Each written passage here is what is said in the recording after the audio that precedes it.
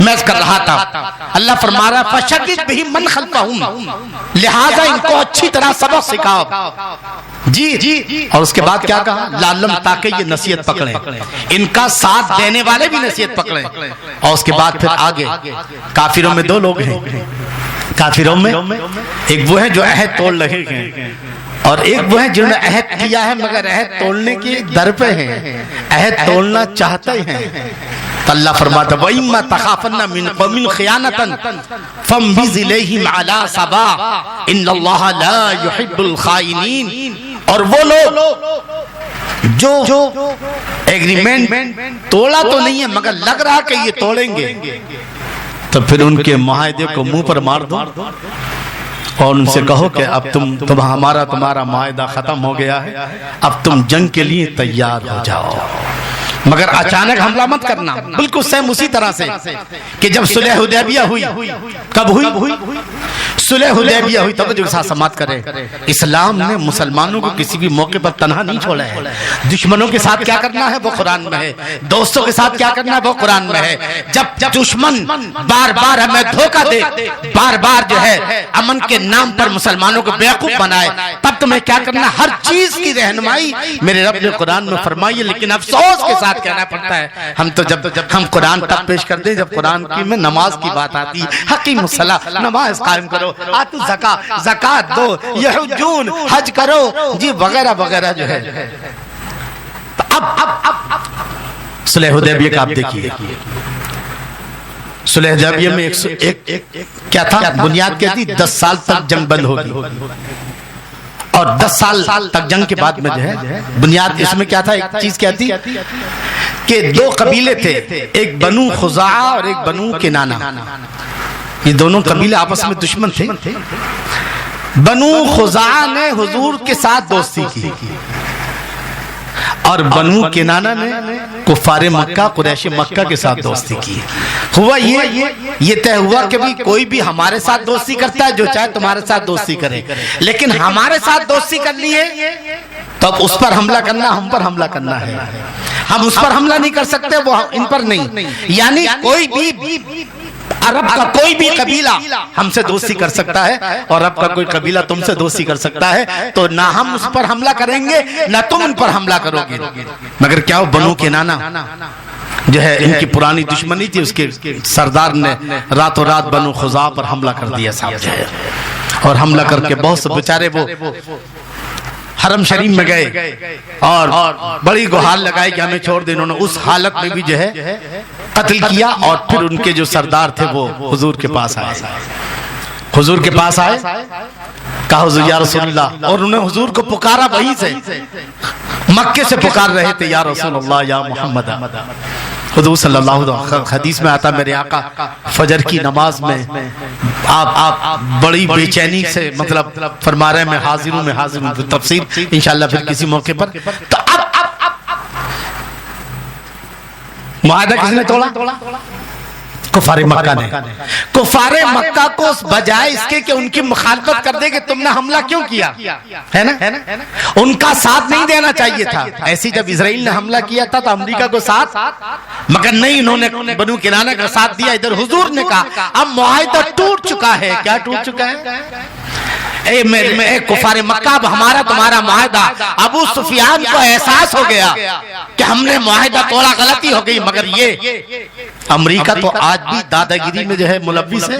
فوراً ابو سفیان کو بھیجا، کہا حضور کے پاس آئے، کہ ہمارا قصور نہیں تھا۔ جب حضور نے کہا جاؤ یہاں سے جو ہے، پھر ابو بکر کے پاس آئے، حضرت عمر کے پاس آئے، حضرت علی کے پاس، سب نے جو ہے ان کو کیا کر دیا آخر۔ لیکن میرے اللہ نے کیا فرمایا کہ جو اندیشہ ہے جن کی طرف سے معاہدہ ٹوٹنے کا، ان پر اچانک حملہ نہ کرنا۔ ان اللہ لا يحب الخائنین، اللہ خائنوں کو یعنی معاہدہ توڑنے والوں کو پسند، وہ کفار بنو کنانہ خائن ہیں کہ انہوں نے معاہدہ توڑا ہے نا۔ لیکن آپ کون ہیں؟ آپ اللہ کے نبی ہیں۔ اگر آپ اچانک حملہ کریں گے تو لوگ آپ کو خائن بولیں گے کہ محمد نے اچانک، لہٰذا اگر کسی کے بارے میں پتہ چل جائے کہ وہ معاہدہ توڑ رہا ہے تو آپ اس کے معاہدے کو منہ پر مار دو اور کہو کہ ہم حملہ کرنے کے لیے آ رہے ہیں، تم لوگ تیار رہو، تاکہ دنیا محمد پر جو ہے خائن کا لفظ، کیونکہ وہ کیا ہے؟ اللہ اکبر، آپ محبوب ہیں اور وہ کیا ہے؟ مردود ہے۔ کسی نے بڑی پیاری بات کہی ہے، بہت اچھا شعر کہا ہے، توجہ کے ساتھ سماعت کریں کہ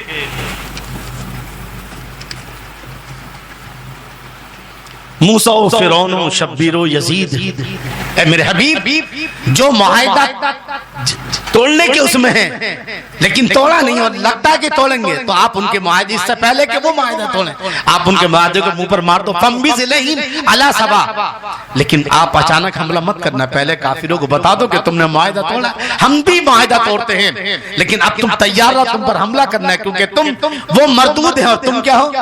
محبوب ہو، لہٰذا دنیا یہ نہ کہے کہ محمد نے خیانت کی تھی، بغیر بتائے جو ہے کفار مکہ پر حملہ کر دیا۔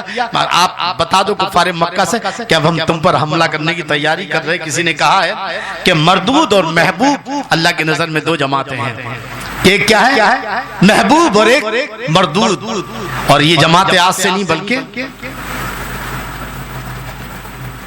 چراغ مصطفی بھی سب کیا ہے کہ ستیزہ کار رہا ازل سے تائم روز، چراغ مصطفی سے شرار بول ہے بھی، اور موسیٰ و فرعون و شبیر و یزید، موسیٰ و فرعون و شبیر و یزید، این دو طاقت از ازل آمد پدید، یعنی ایک وقت تھا کہ موسیٰ و فرعون تھے، ایک وقت تھا حضرت امام حسین تھے اور یزید، یہ طاقتیں چلتی رہیں گی، حق و باطل کی جنگ۔ بہرحال میں عرض کر رہا تھا کہ اب اللہ نے اس آیت کے اندر تو گویا ایران نے جو ہے اسی آیت کو سامنے رکھ کر کے وہ کیونکہ اسرائیل نے آج سے نہیں، تاریخ پڑھو جب سے اسرائیل بنا ہے، فلسطین پر قبضہ کیا ہے، آج تک اس نے اقوام متحدہ کی کبھی بات نہیں مانی۔ آپ پوری تاریخ اٹھا کر دیکھو، آئے دن جو ہے اسرائیل نے جو ہے اقوام متحدہ کی جو ہے باتوں کو ٹھکرایا ہے، آئے دن فلسطینیوں سے متعلق کتنے معاہدے ہوئے، سینکڑوں معاہدے کی خلاف ورزی کی ہے کس نے؟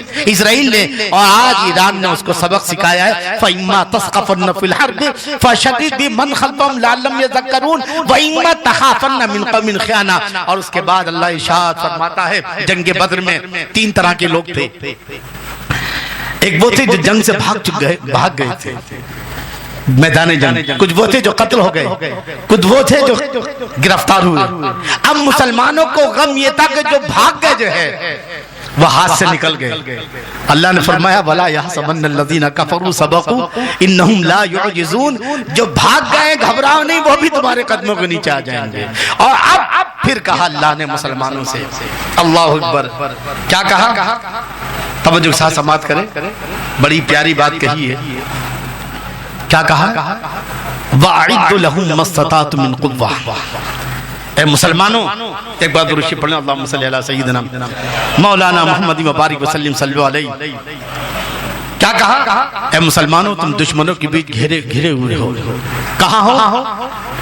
تم دشمنوں کے بیچ گھرے ہوئے ہو، لہٰذا تمہارے بیچ دشمنان اسلام ہیں، ایک طرف کفار مکہ ہیں، ایک دوسری طرف یہود و نصارہ ہیں، تو اب تمہیں کیا کرنا ہے؟ وَأَعِدُّ لَهُم مَا اسْتَطَعْتُم مِّن قُوَّةٍ، تو کہا گیا کہ یہ قیامت تک کے مسلمانوں کو خطاب ہے کہ بقدر طاقت جہاد کی تیاری کرنا فرض کفایہ ہے۔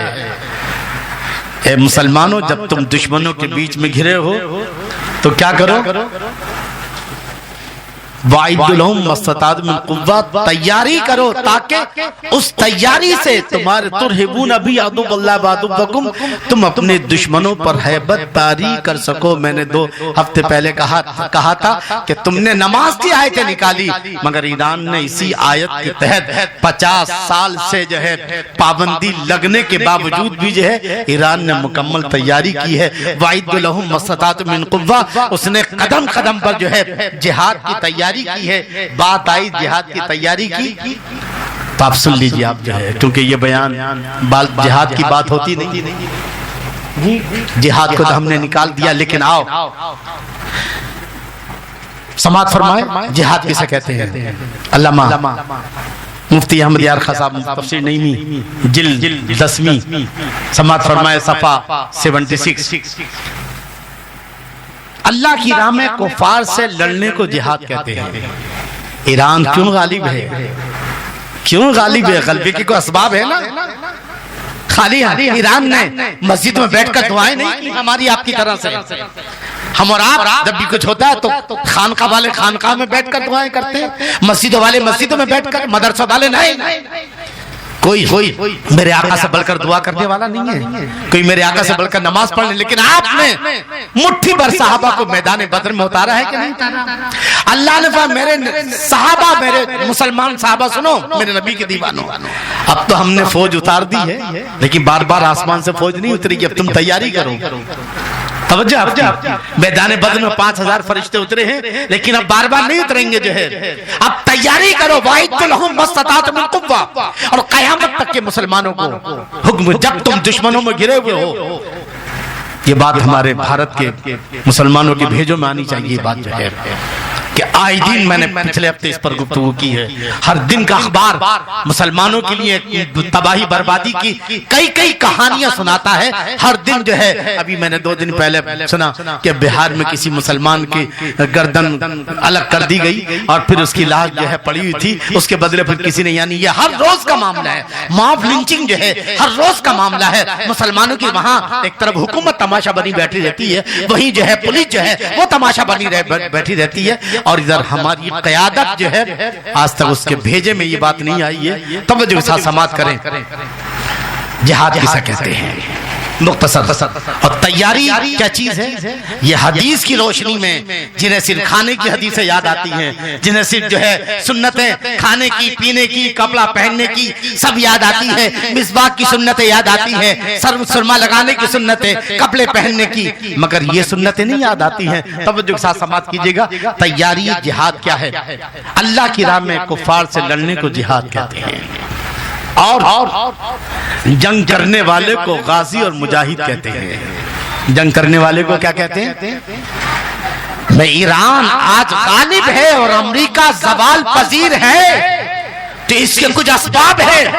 صرف انہوں نے جو ہے ہماری طرح مسجدوں میں بیٹھ کر بزدلانہ دعائیں نہیں کی ہیں, خانقاہ میں بیٹھ کر جو ہے بزدلانہ دعائیں نہیں کی ہیں. بس اس نے جو ہے میدان میں اترا ہے اور امریکہ کی 1000 تیاریوں کے باوجود جو ہے اس نے وہ سیکھا ہے, وہ تیار کیا کہ جہاں اسرائیل کے ٹینک بھی جو ہے برباد ہو رہے ہیں اور امریکہ کی ساری حکمت عملی کیا ہے فیل نظر آ رہی ہے. جو نور حق شمع الہی کو بجھا سکتا ہے کون؟ جس کو حامی خدا اس کو مٹا سکتا ہے, مگر مٹا جو ہے ہاں حمایت اور نصرت کے بھی کچھ پروسیس ہوتے ہیں کہ اللہ کی مدد کب آتی ہے. بہرحال کے ساتھ سماعت کریں. لڑنے والے کو غازی اور مجاہد کہتے ہیں, اور جہاد کی تیاری کرنے والے کو عربی میں رباط کہتے ہیں. وَمِن رِبَاطِ الْخَيْلِ تُرْهِبُونَ بِهِ, کیا کہتے ہیں؟ رباط. اور تیاری کرنے والے کو مرابط.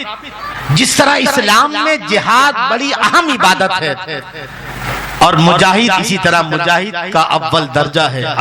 عابدوں کے اس میں مجاہد سب سے اول درجے پر آتا ہے. یوں ہی تیاری جہاد بڑی اعلیٰ عبادت ہے. مرابط اول درجے کا, یعنی تیاری کرنے والا اول درجے کا. آپ یہاں تک کہ حدیث میں آتا ہے کیا ہے کہ قبر کا عذاب نہ مجاہد کو ہوگا, نہ غازی کو ہوگا, نہ شہید کو ہوگا, نہ ہی جہاد کی تیاری کرنے والے مرابط کو ہوگا. قبر کے عذاب سے لوگ کیا ہیں؟ توجہ کے ساتھ سماعت کیجئے گا. اور میرے آقا صلی اللہ تعالی وسلم فرماتے, مسلم شریف کی حدیث سماعت فرما لیں, بروایت عقبہ ابن عامر سے مروی ہے کہ حضور صلی اللہ تعالی وسلم نے ایک موقع پر مسلمانوں سے خطاب فرمایا اے مسلمانوں تم عنقریب روم فتح کر لوگے. کیا فرمایا؟ عنقریب تم روم فتح کر لوگے, مگر تیر اندازی سے غافل نہ رہنا. تیر اندازی سے غافل کون کہہ رہے ہیں؟ حضور. کس سے فرما رہے ہیں؟ صحابہ کرام سے. مسواک کی سنتیں خوب یاد آتی ہیں, کھانا کھانے کی سنتیں, بیچ میں نمکین کھایا جائے کہ میٹھا کھایا جائے, ہے نا. مجھے بالکل ہر سنت میرے نبی کی یقیناً ہمارا اس پر ایمان ہے, اور لیکن افسوس تو یہ ہے کہ میٹھی میٹھی سنتیں. جی توجہ کے ساتھ سماعت کریں. آپ فرماتے ہیں کہ اے مسلمانوں تم عنقریب روم فتح کر لو گے، مگر تیر اندازی سے غافل نہ۔ یہ مسلم شریف کے اسی طرح عقبہ بن عامر سے ایک اور حدیث حضور صلی اللہ علیہ وسلم فرماتے ہیں جو تیر اندازی سیکھے پھر اسے چھوڑ دے وہ ہم میں سے نہیں ہے۔ کیا کہا؟ توجہ کے ساتھ سماعت کیجئے، بہت پیاری باتیں ہیں، یہ آپ کو سننے کو نہیں ملے، یہ مفتی شریف صاحب کی چینل ہی ہے، بس باقی جو ہے سب سمجھے والی بات ہے۔ جی کیا فرمایا؟ جو تیر اندازی سیکھے پھر اسے چھوڑ دے، حضور کیا فرماتے ہیں؟ وہ ہم میں سے نہیں ہے۔ اور ابو داؤد شریف میں اپنی عقبہ ابن عامر سے مروی ہے، حضور صلی اللہ علیہ وسلم فرمایا ایک تیر کی برکت سے اللہ 3 شخصوں کو جنت عطا فرماتا ہے۔ کس کی وجہ سے؟ ایک تیر کی برکت سے 3 لوگ جنت میں جائیں گے۔ توجہ آپ کی۔ اب 3 لوگ کون ہیں؟ ایک وہ جو اچھی نیت سے تیر بنانے والا کہ یہ اسلام کے غلبے میں استعمال ہوگا، جہاد میں استعمال ہوگا، تو اس کو جنت ملے گی۔ تیر بنانے والے کو جو کس انداز سے بنایا جائے، جو یہ سوچ کر بنائے کہ یہ اللہ کے دین کی راہ میں لگے گا، مجاہدین استعمال کریں گے، پہلا وہ۔ دوسرا تیر چلانے والا، دوسرا کون ہے؟ تیر چلانے والا۔ اور تیسرا اس چلانے والے کی مدد کرنے والا، اس کو تیر دینے والا۔ لو وہ دے رہا ہے، یہ چلا رہا ہے، وہ دے رہا ہے، یہ چلا رہا ہے۔ تو ایک تیر کی وجہ سے اس کی برکت سے کتنے لوگ جنت میں جائیں گے؟ 3 لوگ۔ کون کون؟ بنانے والا، چلانے والا اور چلانے والے کی مدد کرنے والا۔ لہذا حضور فرماتے ہیں تیر اندازی اور گھوڑا سواری کرو۔ کیا فرماتے ہیں حضور؟ تیر اندازی اور گھوڑا سواری کرو، کیونکہ مجھے گھوڑا سواری تیر اندازی سے زیادہ پسند ہے۔ اور آگے بخاری میں عروہ بن جود بن بارقی سے روایت ہے، حضور صلی اللہ علیہ وسلم نے فرمایا، توجہ کے ساتھ سماعت کیجئے، بہت اہم باتیں ہیں جو بہت کم سننے کو ملتی ہیں۔ آپ فرماتے ہیں کہ گھوڑے کی پیشانی کے بال قیامت تک اس کے اندر خیر بندوئی ہے۔ گھوڑے کی پیشانی کے بالوں میں قیامت تک خیر ہی خیر ہے، خیر ہی خیر ہے۔ توجہ آپ کی۔ کیسے؟ یعنی اس میں ثواب اور غنیمت۔ اور آگے حضور فرماتے ہیں کیا؟ ابو ہریرہ کی روایت جو حضور صلی اللہ علیہ وسلم فرمایا جو خیر کی نیت سے گھوڑا پالے، کہ گھوڑا پالنا سنت ہے، گھوڑے میں کیا ہے؟ خیر ہی خیر ہے، برکت ہی برکت ہے، رحمت ہی رحمت ہے۔ جو اس نیت سے گھوڑا پالے گا، تو مجھے کے ساتھ سماعت کیجئے گا سلیم بھائی، جو اس نیت سے گھوڑا پالے کہ یہ اس کے اندر خیر ہی خیر ہے، یہ جنگ میں کام آتا ہے، مجاہدین کے استعمال میں آتا ہے، باطل سے ٹکرانے کے استعمال میں آتا ہے۔ حضور فرماتے قیامت کے دن گھوڑے کی لید پیشاب اس کی نیکیوں کے پلے میں رکھا جائے گا، اس گھوڑے کا۔ توجہ سمجھ رہے بات کو؟ اس گھوڑے کا سنداس پیشاب اس گھوڑے پالنے والے کی جو نیکیاں تل رہی ہوں گی، ان نیکیوں کے پلے میں اس گھوڑے کا پیشاب اور سنداس رکھا جائے گا تاکہ اس کی نیکیوں کا پلہ بھاری ہو جائے۔ فَمَّا مَنْ ثَقُلَتْ موَازِينُهُ، آگے سماعت فرمائے حضور صلی اللہ علیہ وسلم نے فرمایا، کیا فرمایا؟ کہ غازی کا گھوڑا، توجہ کے ساتھ سماعت کریں، اگر رسی توڑ کر بھاگ جائے، غازی کا گھوڑا اگر رسی توڑ کر بھاگ جائے تو اس کے نشان قدم تک غازی کے نیکیوں کے پلے میں ہوں گے۔ وہ جتنے قدم تک گھوڑا چلا ہے یہ نشان قدم بھی غازی کے نیکیوں کے پلے میں رکھے جائیں گے تاکہ نیکیوں کا پلہ کیا ہو جائے؟ بھاری ہو جائے۔ اور آگے ارشاد فرماتے ہیں، اب یہ تو حدیث ہے لیکن اب قرآن کی بات بھی سن لو۔ اللہ تعالیٰ نے جب غازی کے گھوڑے چلتے ہیں اور ان گھوڑوں سے آواز آتی ہے، گھوڑے کی ٹاپوں سے، اور جب ان کے قدم، جب گھوڑے کے قدم لگتے ہیں پتھروں پر، ان سے کیا نکلتی ہے؟ آگ نکلتی ہے۔ اللہ نے کیا فرمایا؟ گھوڑوں کی ٹاپوں، اور گھوڑے جب ہانپتے ہیں چلتے وقت تو گھوڑے کی ٹاپوں سے نکلنے والی آواز کی قسم یاد فرمائی ہے۔ ان کی جو ہنکار نکلتی ہے گھوڑے کی، اور جو گھوڑے کی جو ہے قدموں سے جو آگ نکلتی ہے، اللہ نے ان کی قسم یاد فرمائی، وَالْعَادِيَاتِ ضَبْحًا فَالْمُورِيَاتِ قَدْحًا فَالْمُغِيرَاتِ صُبْحًا۔ اندازہ لگاؤ کہ گھوڑے کی جب دوڑتے وقت جو گھوڑے کی خون جو نکلتی ہے اللہ نے اس کی قسم یاد فرمائی ہے. توجہ آپ کی, اللہ نے اس کی قسم یاد فرمائی. اس کی گھوڑے کی ٹاپیں سے جو آواز نکلتی ہے اللہ نے اس کی قسم یاد فرمائی ہے. اور جب اس کے قدموں کی آہٹ سے گھسنے سے جو چنگاری نکلتی ہے اس کی قسم اللہ تعالیٰ یاد فرما رہا ہے. توجہ کے ساتھ سماعت کریں. وَالْعَادِيَاتِ ضَبْحًا فَالْمُورِيَاتِ قَدْحًا. اور آگے جو حضرت موسیٰ علیہ السلام نے حضرت خضر سے فرمایا بتاؤ تمہیں کون سے جانور پسند ہیں, تمہیں کون سے جانور پسند ہیں؟ تو حضرت خضر نے کیا فرمایا؟ گھوڑا, گدھا اور اونٹ. مجھے 3 جانور پسند ہیں. حضرت خضر فرماتے ہیں گھوڑا اور لازم پیغمبروں کی سواری ہے, پیغمبروں نے سواری کی, جہاد کی, حضرت سلیمان وغیرہ وغیرہ حضور نے بھی جو ہے. اور اونٹ حضرت ہود کی سواری ہے, حضرت صالح کی اونٹنی ہے, حضرت شعیب علیہ السلام اور محمد صلی اللہ علیہ وسلم کی سواری ہے. اور گدھا حضرت عیسیٰ, حضرت عزیر علیہ السلام. یاد ہے کم من فئة کیا ہے وہ؟ او کالذی مر علی قریۃ وہی خاویۃ علی عروشها قال ان یحیی هذه الله بعد موتها فامات الله 100 عام ثم بعث. کہ اس میں اس لیے یہ چیزیں کیا ہیں. اور آخری بات سماعت کر لیں جو ہے کہ جس گھر میں غازی کا گھوڑا کیا ہو, جس گھر میں غازی کا گھوڑا اس کے جنگی ہتھیار ہو اس گھر میں جنات نہیں آتے. اللہ اکبر. توجہ کے ساتھ اندازہ لگائیے. آج ایران, یہ بات اس لیے بیان کی گئی کہ آج ایران اگر غالب ہے دنیا کی سپر طاقت کہلائے جانے والا وہ ناجائز ٹھیکیدار امریکہ اگر آج زوال پذیر ہے تو اس میں دنیا نے, ہم نے قرآن سے نماز کی آیتیں نکالی مگر ایران نے جو ہے وَأَعِدُّوا لَهُم مَا اسْتَطَعْتُمْ. اللہ فرماتا ہے کہ جب تم دشمنوں کے بیچ گھرے ہو تو پھر تیاری کرو جہاد کی تاکہ نہ جانے کب یہ دشمن کون سا معاہدہ توڑیں.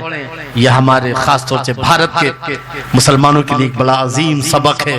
ہم دیکھ رہے ہیں کہ ہمیں جو سمویدھان میں جو چیزیں ہمیں ملی تھی کس طرح سے ان چیزوں کو توڑا جا رہا ہے, نکالا جا رہا ہے. اور ابھی مودی نے اعلان کیا کہ یکساں سول کوڈ کا UCC کا باقاعدہ تیاری چالو ہے. میں اس کر رہا تھا کہ سمویدھان میں جو اصول جو رعایتیں مسلمانوں کو دی گئی ہیں یہ ان رعایتوں کو نکال کر کے مسلمانوں کو دین و ایمان سے خالی کرنا چاہتے ہیں. مسلمانوں کو چاہیے کہ ایران سے سبق حاصل کریں اور خاص طور سے علماء کو بھیجوں میں ڈالنے کی ضرورت ہے. اماموں کو کہ ہماری قیادت کا مطلب یہ نہیں ہے کہ صرف جمعے میں ہم میٹھی میٹھی تقریر کریں سبحان اللہ پڑھو تو یہ ہوگا, درود شریف نہیں, بلکہ حالات وقت کے وَأَعِدُّوا لَهُم مَا اسْتَطَعْتُم مِّن قُوَّةٍ. اللہ قیامت تک کے مسلمانوں کو کہہ رہا ہے کہ جب تم دشمنوں کے بیچ گھرے رہو تو چین و سکون سے نہیں بلکہ پوری طاقت کے مطابق جو ہے دشمن جہاد کی تیاری رکھو تاکہ اس تیاری سے